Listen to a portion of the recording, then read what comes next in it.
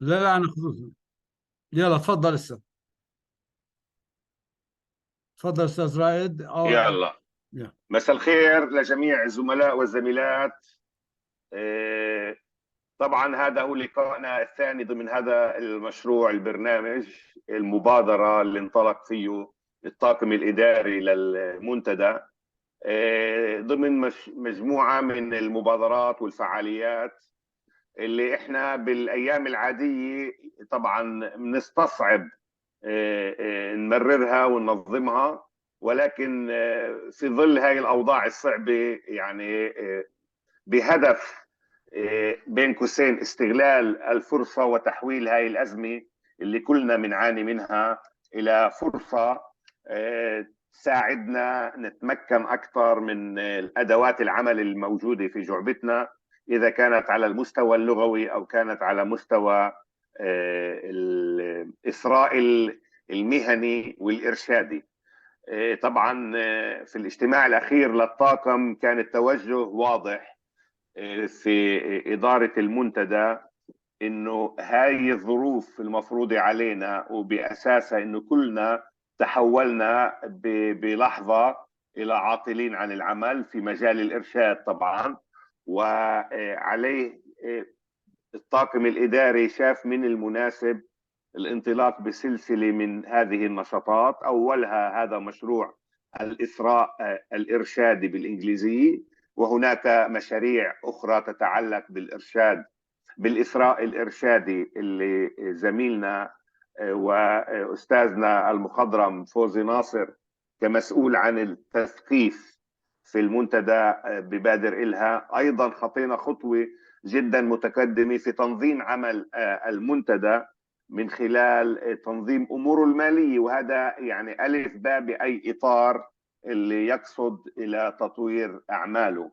من شان هيك يعني بدي أقول في هاي المناسبة، إحنا كل عملنا، عملنا يقوم على أساس التطوع والتبرع، ولكن شفنا من المناسب فيما يتعلق في هاي الدورة تحديدا الإرشاد، الإثراء الإرشادي بالإنجليزي، انه حتى نغطي بعض المصاريف الجانبيه بما فيه شراء خط خاص بالمنتدى على برنامج الزوم اللي يعطينا يوفر لنا هاي الخدمات بدون ما يكون مرتبطين مع اي طرف كان. فشفنا من المناسب انه نقدم او نتقدم بالاساس لزملائنا برجاء انه كل درس احنا مش رايحين نسجل، احنا نعتمد على الثقه، نعتمد على التفاهم المتبادل. كل درس الاشتراك فيه بشكل رمزي 10 شيكل. لاحقا الزميل عوني نداف، المحامي عوني نداف، والزميل ستيف ابو هاني راح يفتحوا حساب باسم المنتدى وبمسؤوليتهم الشخصيه لاداره الامور الماليه للمنتدى. وهيك بصير كل واحد يقدر يحول مثلا عن كل 10 دروس 100 شيكل. مش راح يكون في رقابه، مش راح يكون في تفتيش، مش راح يكون في ملاحقات للموضوع. الشغله لما يعلن عن حساب البنك كل واحد بحول ال 100 شيكل، واحنا بنسجل الاسماء عندنا وبنقول له بارك الله فيك. زي ما قلنا الظروف المحيطه فينا اقوى منا كلنا، ومع هذا احنا بدنا نخلق حاله تحدي بالنسبه لنا كمرشدي سياحه، مرشدي سياحه عرب، ونعزز الاسس اللي قام عليها المنتدى من 4 سنين.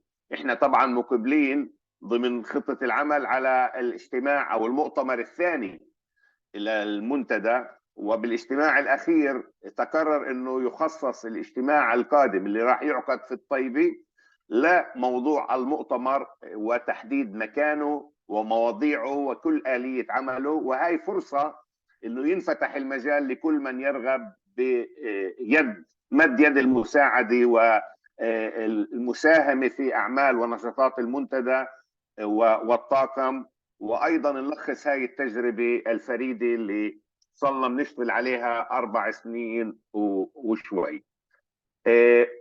موضوعنا الاثراء الارشادي بالانجليزي بنحب نوضح وناكد لاكثر من مره، احنا مش جايين نعلم بعض لغة إنجليزية. من العنوان بنقدر إحنا جايين نعمل إثراء لغوي، ومش جايين نعلم بعض على المحلات اللي راح نعمل عليها التجارب، التمارين، الدروس. يعني إحنا بدنا نعطي الكالب اللغوي من خلال زملاء متمكنين لغويا بالإنجليزي كيف تقدم هذه المحلات الأساسية. راح نبدأ بكنيسة البشارة في الناصري ومدينة الناصري عموما، وراح نوصل لمحلات بعيدة مثل كنيسة القيامة والأقصى والمهد وأريحة وأماكن أخرى دائما موجودة ضمن البرنامج السياحي لأي مجموعة تيجي من الخارج. من خلال هذا الأمر إحنا بنعزز معرفتنا في المحل طبعا، ولكن الإشي الأساسي هو التمكين اللغوي. فخلينا نأكد على موضوع إنه مش جايين نعلم بعض الاي بي سي في اللغة الإنجليزية.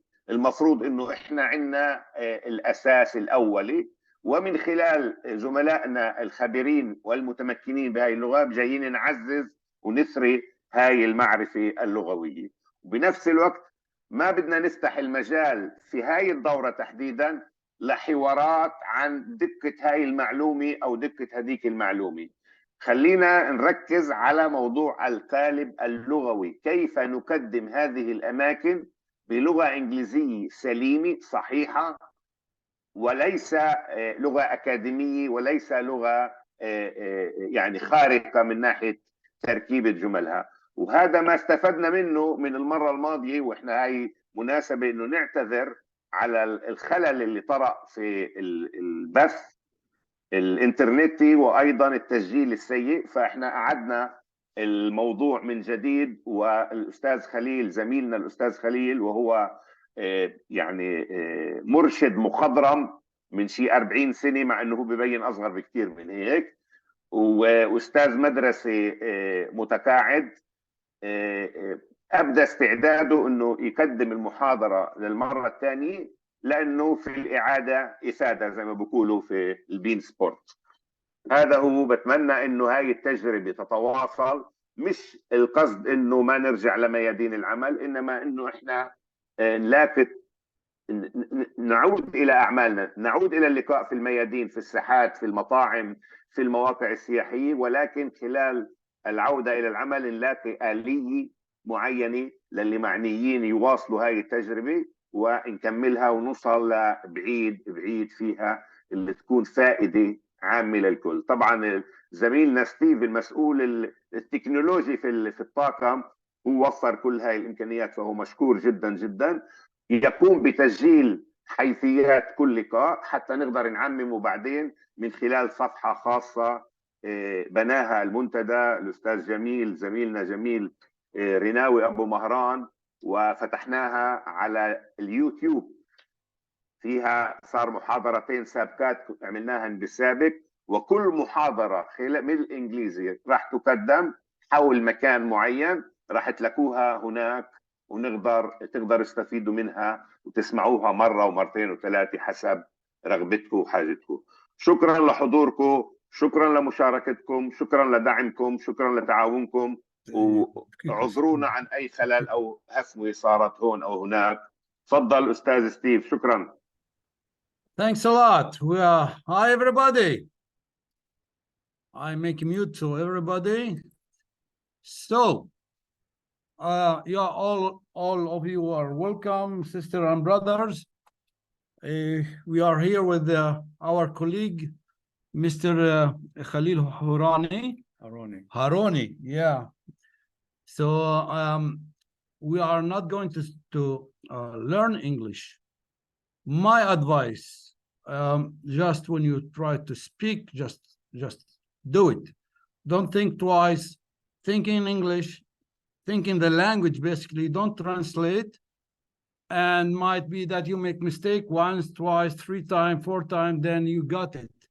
One thing. Other thing, when you translate from Arabic to English, you cannot pass through the idea, because not everybody know the background that you have it here. So you have, I think, to think in English Like this, it will be better, and you could pass through your idea much more easier. So, Mr. Khalil, teacher in English and French since 1967. Then in the beginning of the 80s, he got the course of tour guiding here. He had been in the state for a few years, coming back with green card, and he spent a few years again in China and back again here. His license 4,000. Mine is 14,000. So in between us, at least 10,000 guides. That means he could advise us a lot in English. So we are all ears. Please. Okay, good evening, everyone. So we will start with 2 words. Thank you, Steve. Thank you, Raed. Like Steve just said, don't translate from Arabic. When you guide, think in English. Don't think in Arabic. Just to tell you one of the things that happened to me. I was with a group at Capernaum, and I heard a guide telling the people, his group, doesn't matter from where, who, whatever, this is where Mr. Jesus came, and he continued. Why Mr. Jesus? Because Sayyid al-Masih. So I tried to correct him. He accepted it because nobody ever tried to correct that mistake. Don't try to think Arabic, to translate your Arabic idea. That is one. Now what I'm going to do, we are on the bus with 40, 45 people coming from Tiberias in the morning, after breakfast, all the way to Nazareth. The bus is parking in front of Hamash Beer. So I'm talking to the pilgrims now. Dear pilgrims, we just arrived to Nazareth. We'll get off the bus. Please, anybody who wants to go back to the bus, you will not find the bus over here. The bus will be parking somewhere else. That means you might get lost. So please don't leave the church without me. We'll go together as a group. We leave the church as a group. So let's get off the bus and walk up to the church. Up because there is an ascent. We are ascending to the church. It is 5 to 10 minutes, depends how fast we go. And there probably after breakfast, some of you need toilets. There are toilets, I will let you know. So let's go. We are now going up to the church. And the narrow road that you see here is the road that is leading to the Church of Annunciation. In front of us, to the left, there is a building. We'll see it in a moment. We call it Casanova. Here to the left also, we have what we call Khan el-Basha. Khan means inn, I-double-N, inn, like a small hotel. It was used for animals and people. This is very old.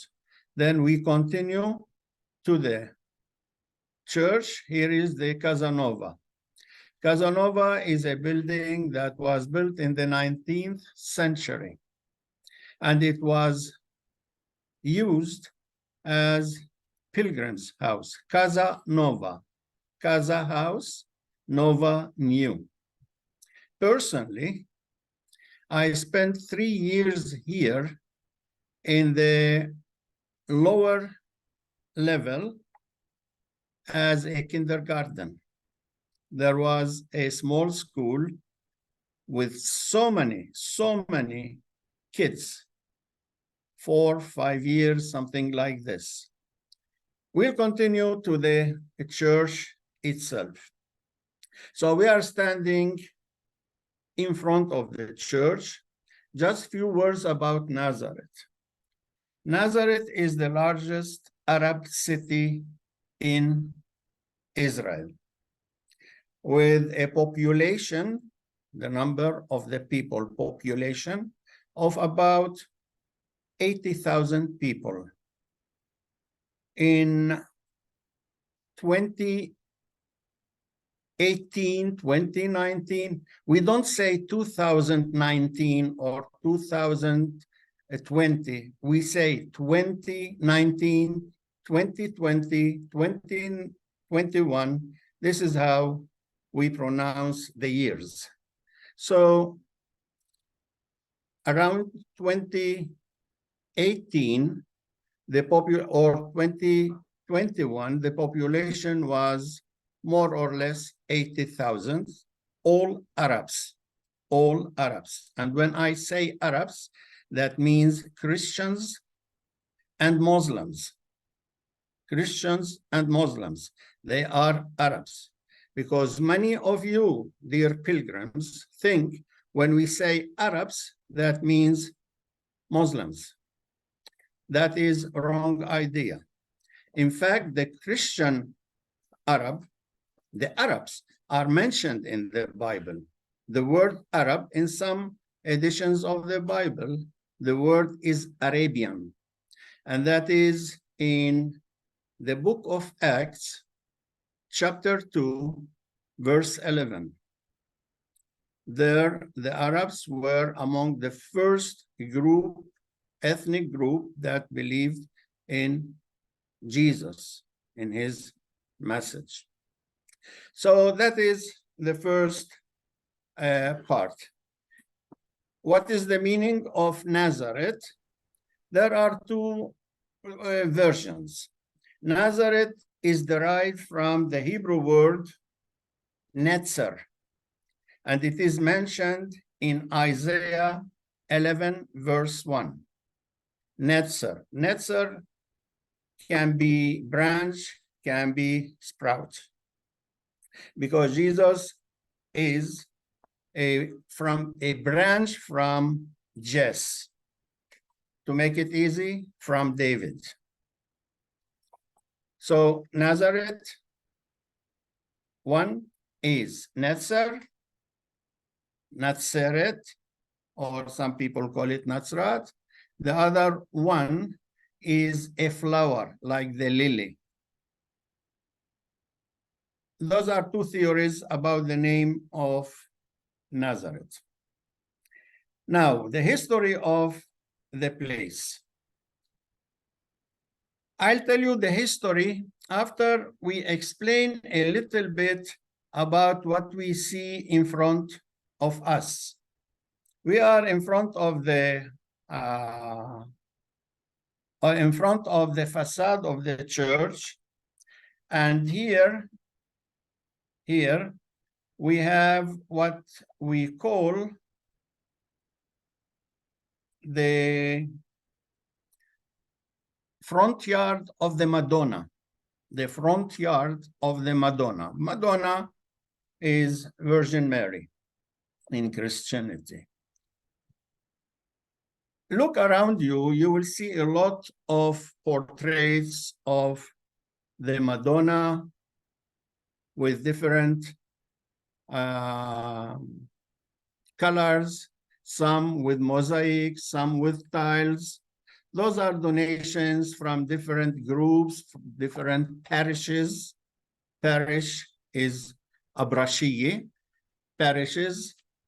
And each one look at the Mary and Jesus in a way that they want it to be.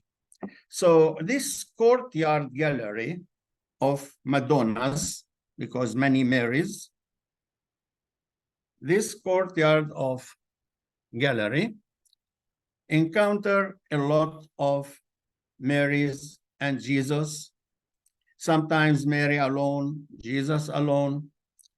Not once people ask me, where is Joseph? There is no answer. It is art. This is art. There is no answer. But in order to give an answer, which is a little bit funny, you can say Joseph is the photographer. He cannot be in the picture. So that sounds funny a little bit for the people. Oh, yeah, oh, you know. That is one. We have one of the pictures here on the screen, the one to the left, the Madonna from Poland. The Madonna of Poland for us in Nazareth has a beautiful meaning. Why? Because in the 40s, 1940s, you see, I didn't say 1940s, 1940s, a lot of refugees from Poland, Polish people, came to Nazareth because of what was going on during the Second World War.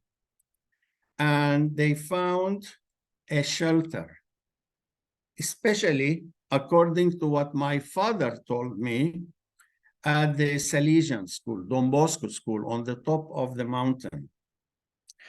Why I am telling you that? Because many people here in Nazareth got married to Polish women in that time. My father almost got married to a Polish lady, but his mother rejected, did not accept, did not agree, rejected the idea. So this is the courtyard gallery of the Madonnas. Anybody has a question so far? Okay, maybe later, maybe later.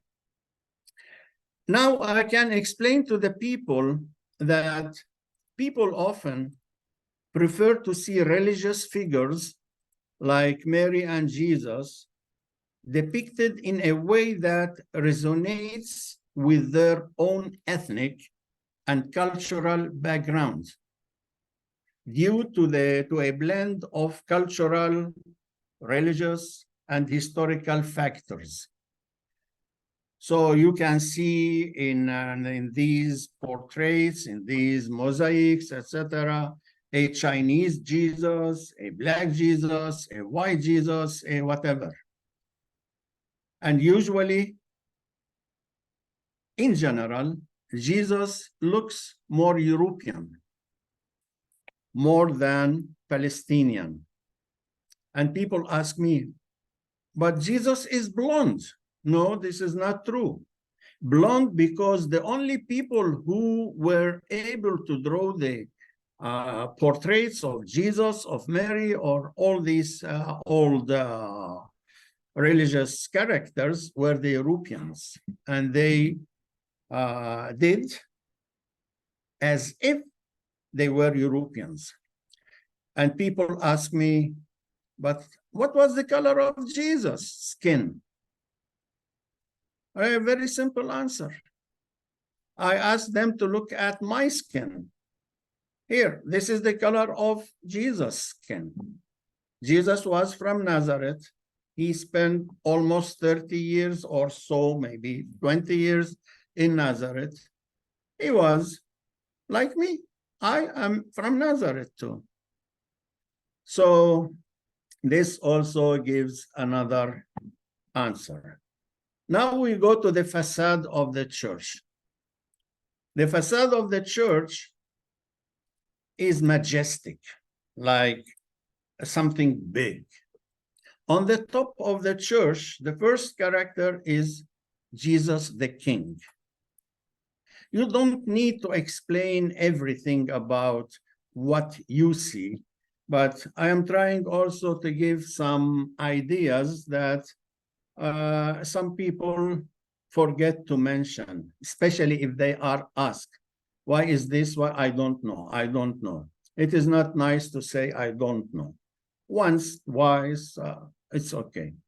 Anyway, we have Jesus the King. Then we have the angel to the left, the carving of the angel, and Mary to the right.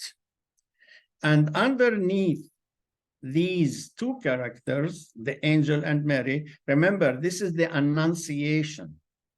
When the angel came and said to Mary, you will conceive, get pregnant, you will conceive and give birth to a baby, and his name will be Emmanuel.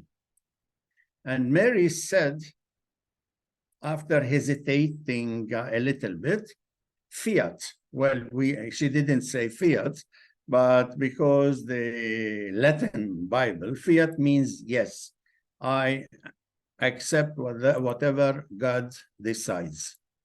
So what is written under these two characters, Mary and the angel, the virgin will conceive and give birth to a son and will call him Emmanuel. That is in Isaiah 7:14. The virgin will conceive and give birth to a son and will call him Emmanuel. Well, in fact, you can add from an addition. This is the solution to the sin, the original sin, Virgin Mary. Then we have something else. We have the Word became flesh. The Word became flesh in Latin. And that is John 1:14. John 1:14. Then we have the four evangelists. The four evangelists. And the four evangelists, each one with a different animal. The angel, in this case, when you see the angel, that is Matthew. When you see the lion, this is Mark. Then you have Luke, the ox, and you have John, the eagle. So those are the symbols of the evangelist.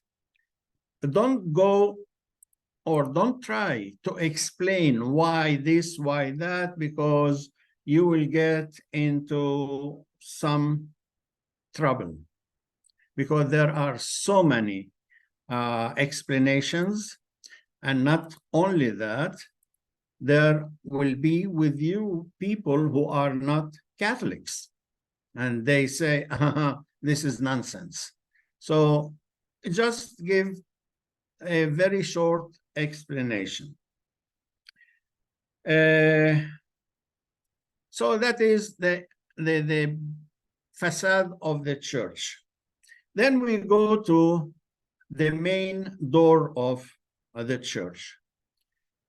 Something I would like to mention, that the church is sometimes referred as basilica. Basilica. And a basilica is a kind of construction that has lines or rows of pillars.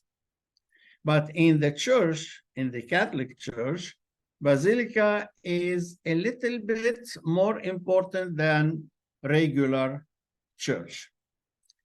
And some of the basilicas have a virtue, or let's say it have something special, and that is the main entrance of the church. For example, the Church of Annunciation,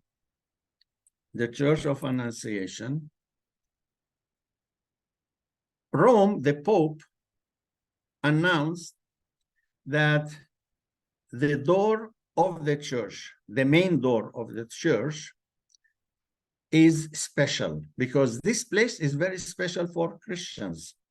Is very special. And usually it is opened once every 25 years. And whoever enters the church through that door, when it is open, all his sins are forgiven. This is only in the Catholic Church. So this is one of the things. The carvings on the door, you have different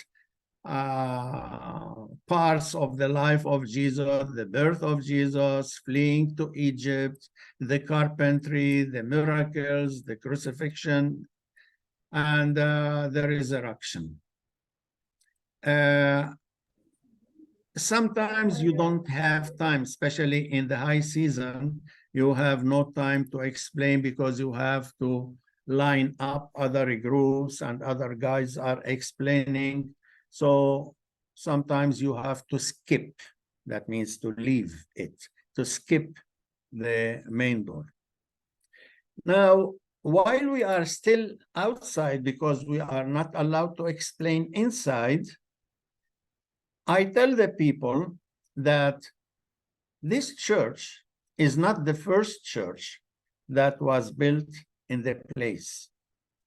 This is maybe the third, fourth, fifth, because there is one historian that mentioned that the church, the first church of Annunciation, was built in the same time that Constantine and his mother Helen built the three churches in Judea: the Nativity, the Holy Sepulchre, and Olivet on Mount of Olives. Maybe this one was built also in this place. But I had many times people asking me, is this the real place? You cannot say maybe, because people came to see the real places. So in order to give an answer, I can tell them a short story that after the death, the resurrection, the ascension of Jesus, the first Judeo-Christians started to venerate, give respect, venerate, and go to visit and pray specific places related, connected to the life of Jesus. One of them was the cave where the Holy Family lived. The Romans did not like this. So they decided, in order to force the Christians to forget about Jesus, they built temples or shrines, temples on the top of these places in order to force these Christians, these believers, to forget about Jesus, about where he was born, where he died, where. But we are lucky that these temples, these shrines, preserved, kept these places, preserved these places.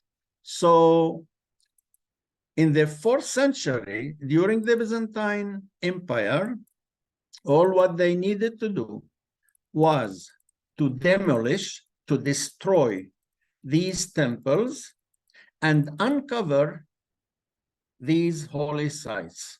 This is why we have this church, and we can say this is the place.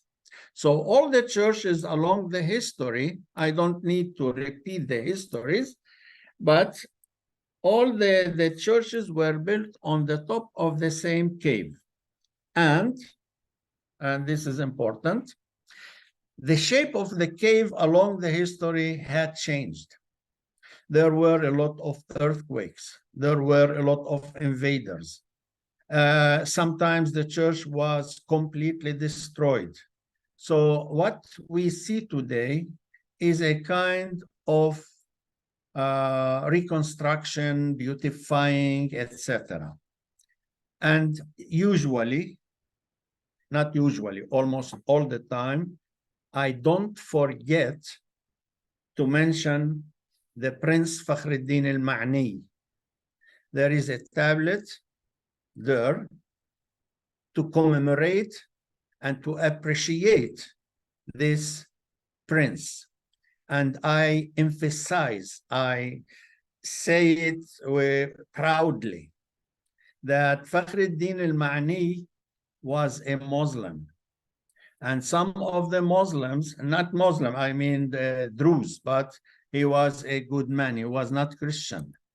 Because of him, we have the church, because he donated this church to the Franciscans, to a priest called Thomas da Nova. And that was a very nice gesture, very nice act of this prince. Now we go inside the church itself. Once you get into the church, all this we explain outside, unless you have whispers and people can hear you. If you look at the floor of the church, it looks like steps, even though it is flat. But the design of the marble on the floor looks like if you are going down steps that will lead you to the grotto, to the cave. So you just, I give an idea of to the people how, what, where to look when you go inside. If you look to the ceiling, you can see as if it is an old building. It is an old building with a wooden ceiling, like old houses in Nazareth, because even today the old houses in Nazareth are like this. Then we go down to the grotto. We go down to the grotto.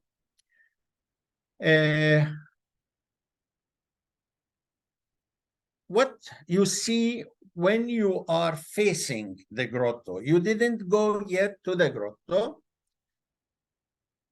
Most of the people will take pictures here because this is the highlight of the place. But don't forget to tell them about the mikveh. When you are facing the grotto, there is a mikveh that tells you about the mikveh. You can explain somewhere else, but that tells you that this place was Jewish. This place was Jewish. Then you can show them a cross on the floor. People in the past, the Christians in the past, did not use the cross as a symbol. They used the fish, especially in Rome. Especially in Rome. Why? Because there was discrimination. That means fighting, chasing the Christians. And the Christians were hiding in catacombs, caves, tunnels, underground. And in order to tell the other people where are the tunnels or where to hide, they used to put a small fish, a design of small fish on the floor. And that fish, like the arrow, sihm, like the arrow that we use, follow the arrow.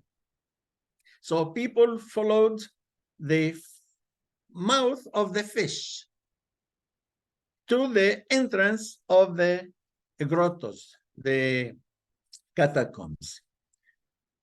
The fish was used before, according to some historians, before the cross. So the cross was okay to put it on the floor. We go down to the cave. We go down to the cave. The cave, we call it the grotto. The grotto. There are a lot to explain about the pillars, the angel, Mary, etc. But you can see that part of the cave is artificial, is not natural. There is still the bedrock, but part of it is artificial. And in the back, there are few steps.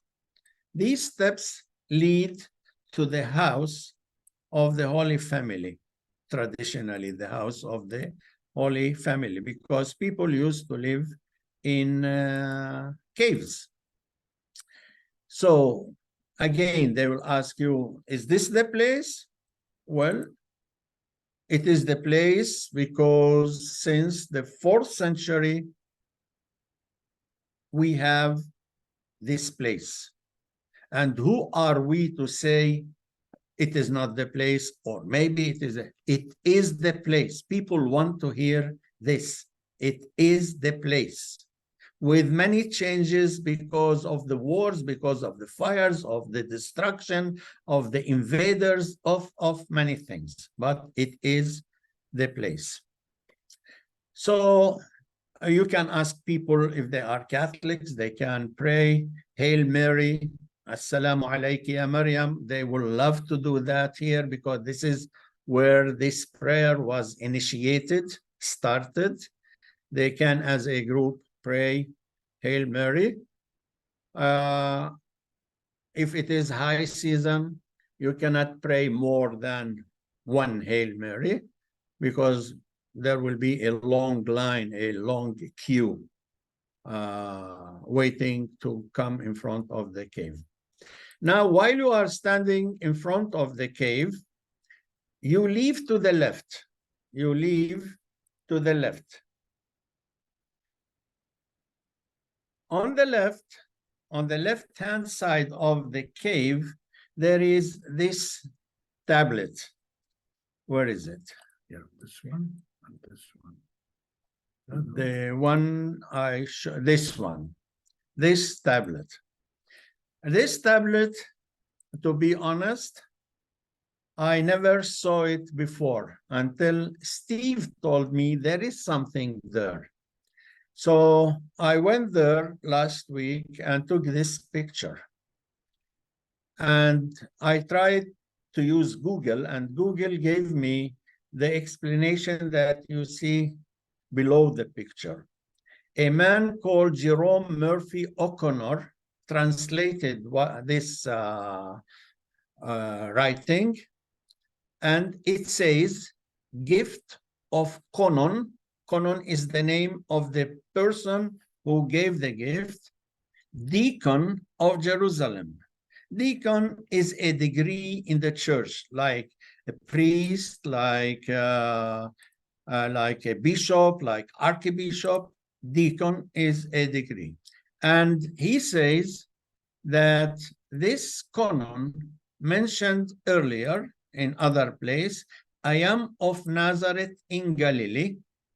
I am of the family of Christ, to whom I offer a cut from the time of my ancestors, my grandparents, grandfathers, etc. So this is really important. I was looking also for the book of O'Connor, Jerome O'Connor. He has the Holy Land and Oxford Archaeological Guide, the 5th edition.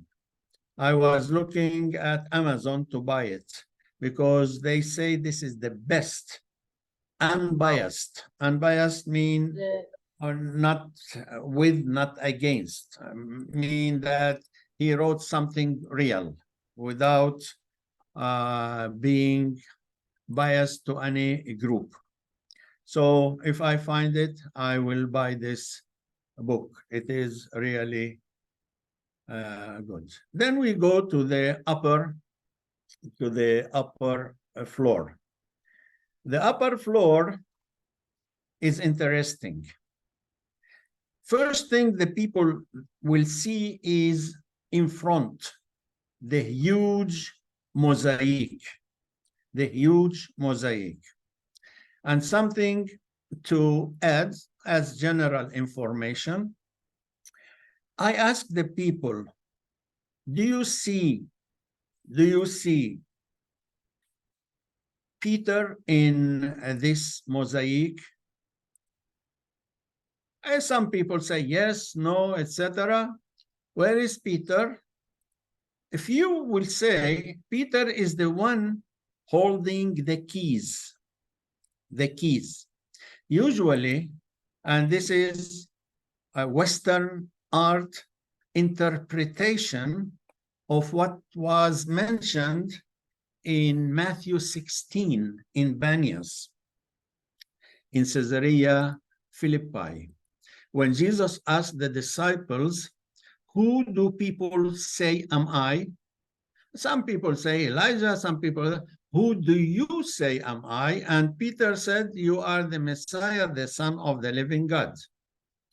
And Peter said to him, blessed you, Peter, son of Jonah, etc., etc. And he says to him, I'll give you the keys of heaven. And the interpretation of the artists was that Jesus had keys in his pocket, keys, two, not one key, keys. So they decided to, he had keys and he gave the keys of heaven to Peter. This is why they used to teach us that if you want to go to heaven, you go to Peter. He has the keys, not to Jesus, not to Mary, not to Peter. And I asked Steve, what if Peter loses the keys? What will happen? We'll stay outside. All the Christians will stay outside, no keys.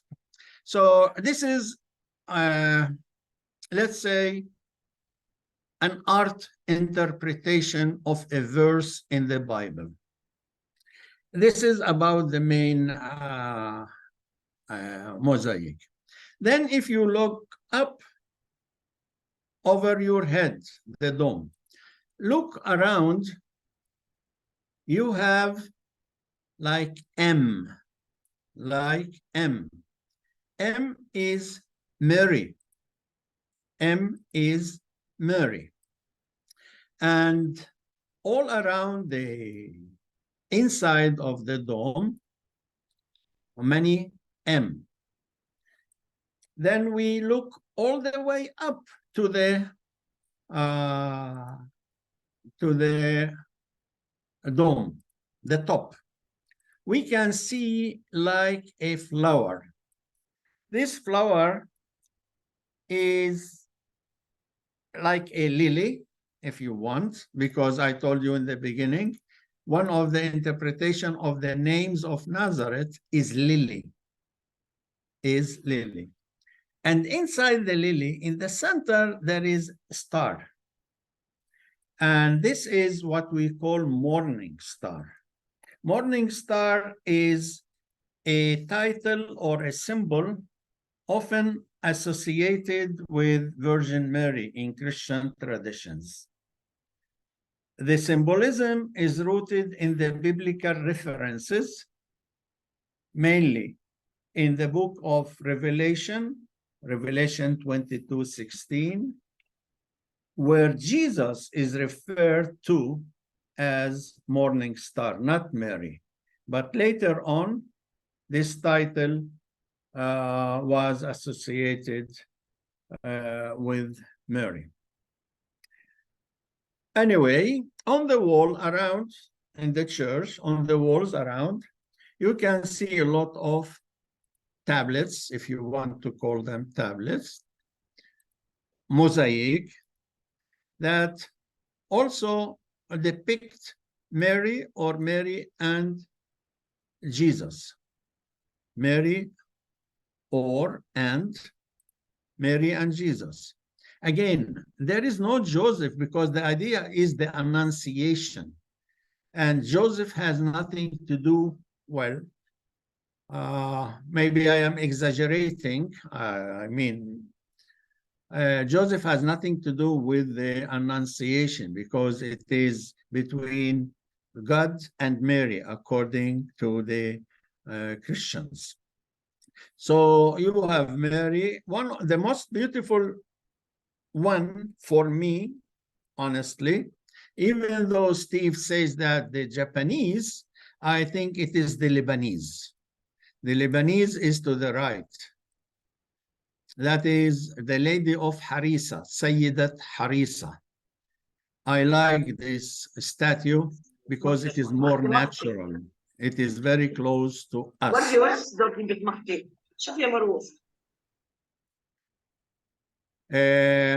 But a beautiful art, beautiful work is also the Japanese. Sorry to say that the ugliest one is the American Mary. It doesn't look like a Mary even. Most of you saw it, so, but if you have a group of Catholics, you cannot say ugly about Mary or any of the saints. You just say this is art, different kind of art. We leave the church, we go outside. Outside, we have beautiful floor with a lot of designs, but in the center, we have the baptisarium, the place where they baptize the kids, the babies, because in the Catholic Church, they baptize when it is a baby, not an adult, like the Protestant or others.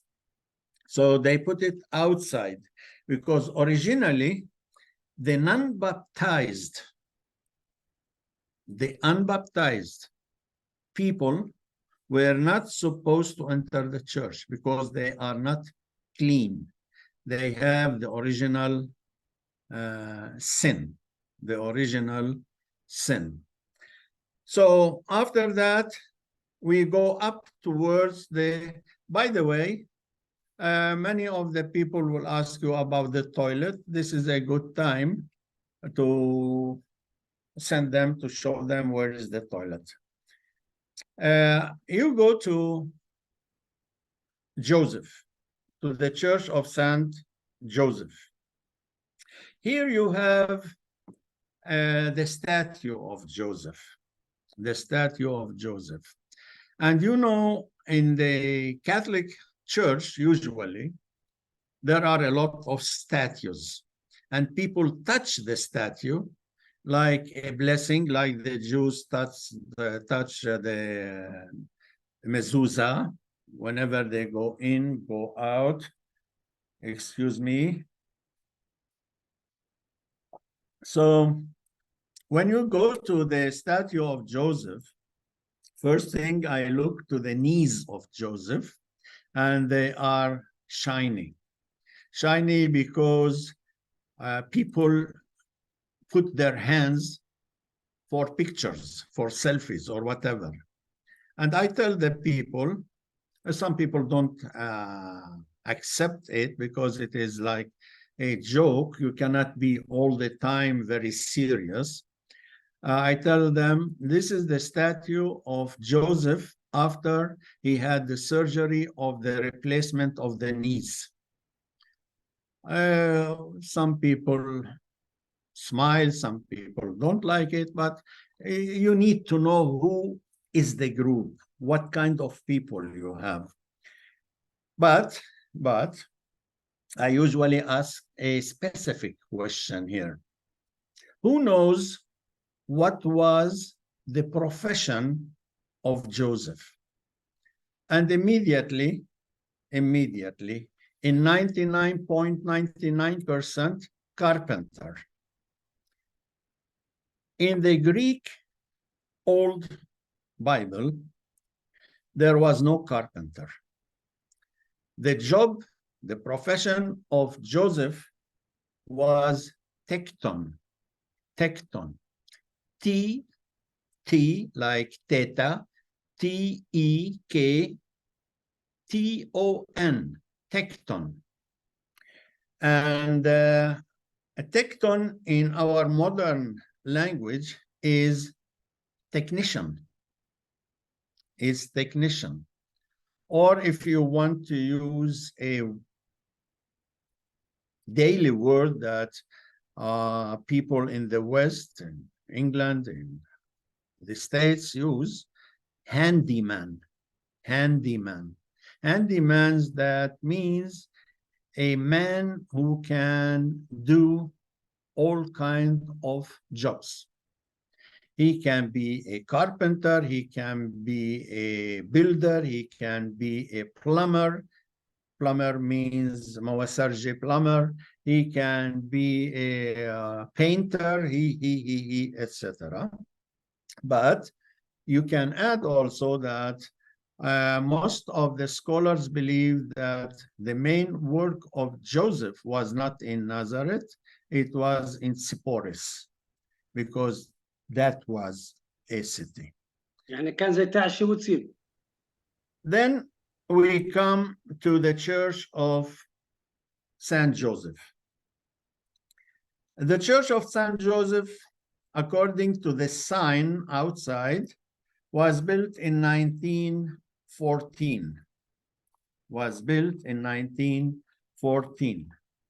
But there was a pilgrim called Arculf who mentioned two churches in 670.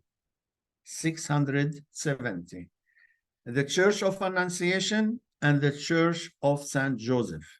So that means the 1914 was not the first church. There was a church before that.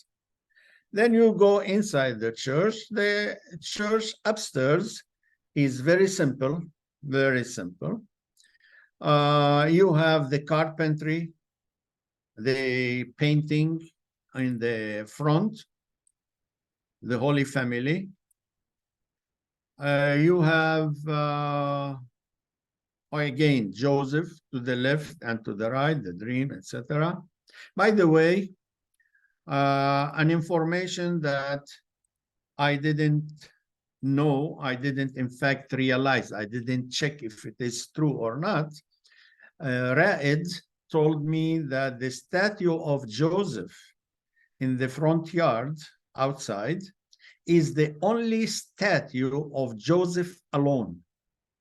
The only statue of Joseph alone. Usually Joseph is with the Holy Family. So that is the church of Saint Joseph up. We go down to the crypt. The crypt usually is a cave where there are relics. Relics, that means something old, maybe tomb, maybe water cistern, maybe an altar, maybe many things, something all connected to the upstairs church. We call it crypt or crypta. There, usually we go down from the left side because they keep the right side for the people going up. When you go down, first thing you see is a hole in the floor.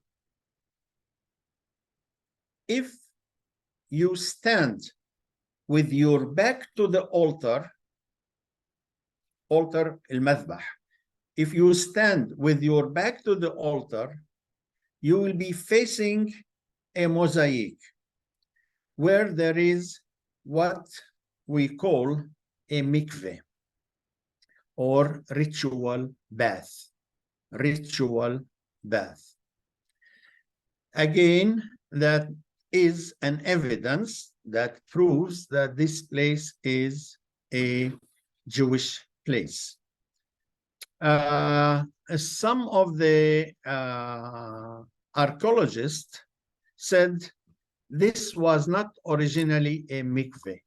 It was a wine press, but they developed it to be a mikveh because of the need. Now, down, that is the mikveh where you can see the, people put their petitions. Petitions are small papers where you write names of people with a prayer, asking Jesus, Mary, whoever. It is a prayer. We call it petitions. And there are inscriptions, but mainly I want to talk about what you see, the hole in the ground. The hole in the ground, this is a design. This is the hole. And you can see two tunnels. Two tunnels. Yeah. One of the tunnels goes down towards the new Church of Annunciation. In this tunnel, I walked, I think, in 1959 or 1960, because the head foreman of the church was my uncle. And he allowed me and his son to go inside this tunnel. We went in that tunnel. In some places, there are steps. Maybe this is a place to escape in that time. I don't know. I never heard the story of this place. Maybe to take the water from the water cistern in the crypt. I cannot assure whatever. I walked and it goes down to what we call the house of the Holy Family. There is another tunnel that goes in different direction. You cannot see it from upstairs. It goes under the road. You cannot go through it because it collapsed. I don't know when. They say that it goes to the convent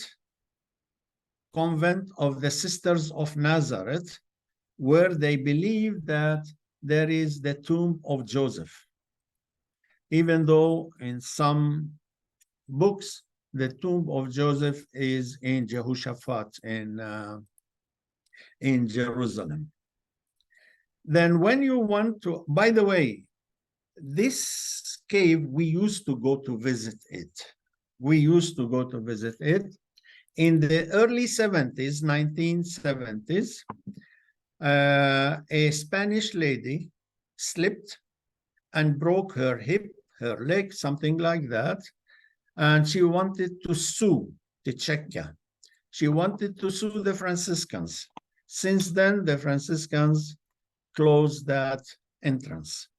So today, nobody can go unless he has a friend. Like I asked Steve, Steve told me he was able to go there once with the director of the College of Terra Santa.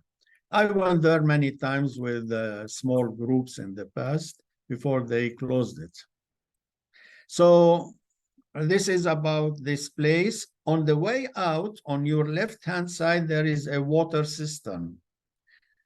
You know, every Palestinian house, without exception, every Palestinian house in Nazareth or not in Nazareth, if there is no spring in the area very close, they used to collect the rainwater, fill these water cistern, the well, and to use the water for drinking.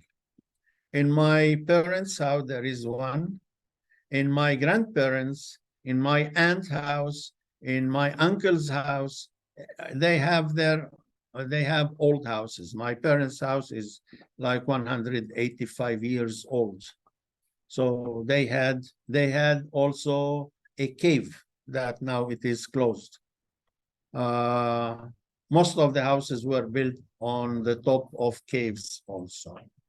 So in general, this is more or less what we need to know. If anybody has question, please ask. You have here on the screen what we call the House of the Holy Family. Usually, Edward Salam explain about it if you want to go to visit it and visit the museum. There is a beautiful museum there. There are few mosaics. The mosaics are not in situ. In situ means in the original place. But there are old mosaics, probably from the Byzantine Church, that are exhibited here on the wall. Yeah, if anybody has a question, if anybody wants to add or to Yes, I correct, want. you are welcome. Okay, thanks a lot. Thank you. Okay, Thank you very everybody, much. you could open your microphone. We will give a chance to anybody who'd like to ask. Please, just anybody would like to ask, just Raise your hand. raise your hand, or just to give him the opportunity, because if it's two people talking together, we Yeah. cannot understand the question. Hani will be the second, okay? I see your finger. Abu Samra, my friend. At first, thank you too much. Not just thank you for both of you. It was nice, and it was a nice experience to me to learn something, to learn how to speak. I think that it was so benefit to me. Thank you, Mr. Khalid. Thank you, Thank Steve. you, Habibi. Thank you. I want to ask about the door. You said that it all the time it's closed. The what? The door in the entrance is the main closed all door. the time. Yeah. They open it. You say that you open it once. They open it when- formally. Maybe they open it a few times for the cleaning, but officially it is opened once every 25 years. Once every 25 years. 25 years. Wow. Yes. Thank you. Okay, That's Hani. it. Hani, please, sir. Yes, first of all, good evening. Thank you, Mr. Abu Bshara, Mr. Khalil. I would say it's a big shampoo. Thank you. It was a great introduction. I would like to add things if you don't mind. أعمل مداخلة يعني noting. When I leave the bus from by the Mashbir area toward the church, I usually do or take the shortcut way or passage. And why I do that? Because on the right side, at the end of the passage, on one of the old doors says there, Yeshua velo Yeshu. So I stop there and I tell the difference between Yeshua and Yeshu. It is in the old passage towards when I come from the Mashpir. That's number one.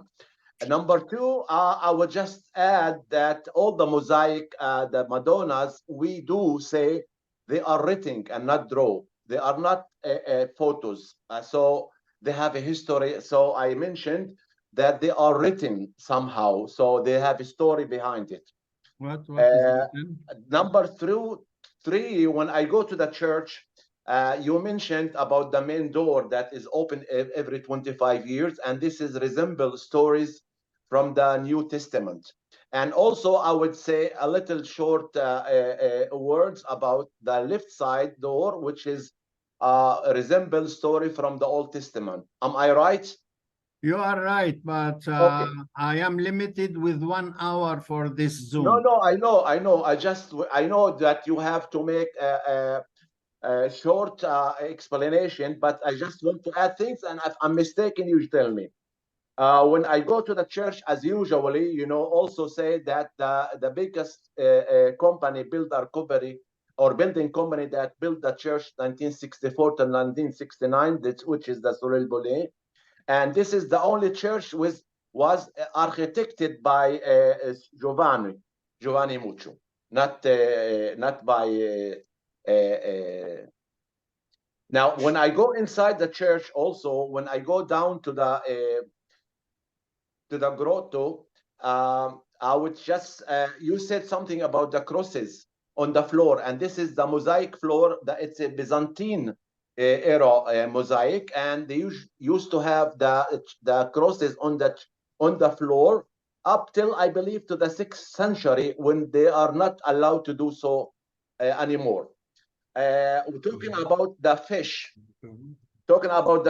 It is, I believe, it is a Greek symbols of Christianity and not Italian. Hani, Maybe I'm mistaken. Hani, excuse me, I would like to say something. In the early beginning, we said. No, let me finish. Excuse me. Let me finish. One more point, Steve. Hani, please. We are not talking about details more, detail less. What you said is very important. The best thing is to speak English, to try to speak English. Your details, it's fantastic. I think you could make next week other lecture about the same subject. Express myself one more point. Yeah, thank you. Last one. And when we talk about the church and we talk about the fish, I always mention Majiddo Church, where they found the floor, which is was donated by a Greek lady, and we have the fish on it. Thank you very much. Thanks a lot. Yes, please, Abu Tariq. Sure. Okay. Good evening. Good Mr. evening. Khair. I have a note about the statue of Joseph. Joseph is not alone there. We have two connected statues. One of Joseph.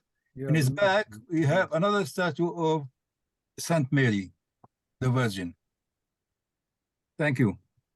Alien, thank you. Yes. Abu Tariq, your question again, I don't hear it. He didn't ask. You don't ask, yeah. I didn't ask. Okay, thanks. Anybody else? Yeah. In between, yeah. Honey. Alan, Asa. But not in German, yeah? First of all, I want to thank you very much for this lecture. I promise you to continue with you. And I want to say that my English language is not for explaining for the groups, but that is the first lecture for me since 1967 from the secondary school. When I was graduated. And I want to continue with you to learn English. Thank you very much. It's Good idea. very, very great. Thank you. Next time you will teach us English. I mentioned in the beginning not to translate from Arabic, like Shams al-Barudi, sun gun. Okay? Okay? Yeah, such things. Sometimes you think in Arabic when you translate it like Mr. Jesus. This is the first time I heard it, by the way. It's nice. Always learning something new. Yeah, it is really like this. Yes.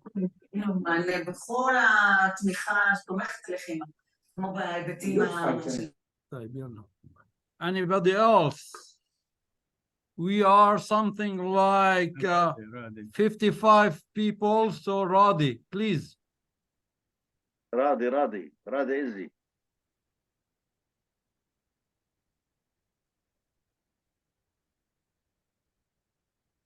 By the way, there's names, there's no pictures that I could not recognize people, and sometimes there's just numbers, phone numbers.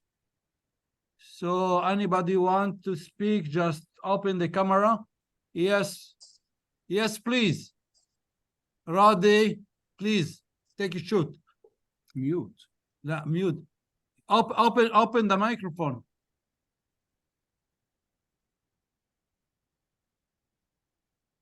Cannot hear. We don't hear you. Open the microphone in your computer. Turn on the Now, Yeah. okay. Good evening. I'm very grateful to you. Frankly, I haven't experienced guiding pilgrims. Okay, but from this lecture, from what you gave us, I have more confidence now. Okay, to guide pilgrims. So thank you. But a small question. You mentioned Casa Nova. You said that Casa House. What about Nova? I didn't New. get it. What? New. جديد. New? Okay, new. Thank you. By the way, in 68, when I started guiding, I didn't speak English. I was able to read English, but not to speak. So I bought a book of Sami something, I don't remember. And I cut it into pieces, put it in like a booklet. And without people looking at me, I put it between my legs and was reading as if I am a professor of English. So if you get a group, don't hesitate, take it. And this is how we learn. Yeah. Thank you for encouraging me. Habibi, you are welcome. This is the main point to having the courage to speak the language. Just shoot, make a mistake. Don't worry, don't afraid from the mistakes. Yeah, I didn't have the experience. So experience come with time. Anyway, I would like to thank those people who are writing in the message that they are thank us. Really, thank you, everybody. And somebody asked us about the main door. There is a special date that it is open. I think we answered this question. Every 25 years. It was open in 2000. So maybe in 2 years, they will open. Why? But in which date? That is mean in which date? I It's don't know. 25, Really, I don't 25 know. of March. Maybe It's on the 25th of March, maybe. The day of Saint Joseph. But I'm not sure. I cannot answer. Normally, I know about that it's in 25 of March. It is the Annunciation feast. That it is the Nazareth feast that already everybody is celebrate in Nazareth and I think this is the date that it's open. This is the main door. Probably, but I'm not sure. I عيد cannot say البشارة yes يعني or عيد no. البشارة عيد البشارة عيد البشارة. Eid al-Bishara. And normally if we explain for the sometimes we arrive at night and especially in Thursday and the main door it's open. If we are explaining for them that it's closed just open once in 25 years, there is a special prayer that every Thursday it's open. If you arrive there after 6 o'clock, you will find it open. That's this is true. what it calls. But this is not the official day for the forgiveness. It's not official day. Yeah, it's because it's in that day that it's open after every 25 years. There is special occasion, there is a feast, there is a special day that it's open it for all of the people that they are coming to visit, and normally in the day, it's not in the night. Malik, sometimes there's a lot of people in the mass and it's very hot and humidity. So they open it just to refresh the air to like a condition. I myself open it by myself, not for a special occasion, but might be, as he said, when it's official, that means the cardinal and the mass and the feast should be something special. Might be this is the reason. Yeah. Malik, thanks a lot. I would like to thank you, Mr. Khalil, Mr. Steve, and everybody. It was great to be with you and to learn more and more. And we hope to see you again. Thank you. Thank you for everybody. You remember somebody was saying, thank you, thank you, thank you, thank you, thank you. Usually. شكرا. The day of the opening is called the Jubilee. Jubil. Jubila. In the Jubil. Yeah. Okay, good. Okay, Done everybody. on the visit said, of the Pope. Thank you very much. Thank you very much. And we will see you. You will get a message in the شكراً. group for the next meeting. Now I will say something in Arabic, please, or in Hebrew. طيب شكرا كثير يا شباب وصبايا خواتي واخوتي. تأمل انه كان عند حسن ظنكم. بتأمل انه تنشروا الاشي وتفوتوا على الاجودا كأعضاء بالاجودا العامية، لانه هذا بنطينا قوة وبنطينا دفعة لقدام انه نجرب نطور الاشي حتى في مجالات اوسع. فعن قريب كمان رايحين ننشر وانت المحاضرة الثانية وتركبونا. شكرا كثير لكم الجميع. الله يخليكم. شكرا لك ستيف، وشكرا كثير لابو بشاره. ابدعت يا ابو بشاره. شكرا. أهلين. شكرا شكرا لجميعكم. شكرا الله لكم. معكم. تصبحوا على خير.